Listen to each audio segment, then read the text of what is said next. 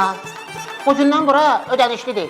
Ay qardaş, bu mənim şəxsi qarajımdır. Xeyr, bütün Bakı asparking zonasıdır. Narahat olma kardeşim. İlk 15 dakika pulsuzdur.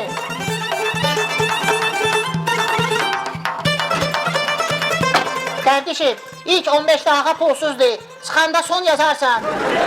Ha. Vallahi mi? Maşın probkada elə ki, yarım saata gələcək. Neyniyək? Gözləyək də. Molla əmi, bura asparking zonasıdır. 15 dakikadan çox dayanacaqsınızsa pul ödəməlisiniz.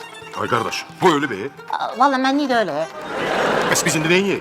Ya SMS göndərin, ya da ki cərimə olunacaqsınız. Ay qardaş, ay insan. Ana, bəs durun da.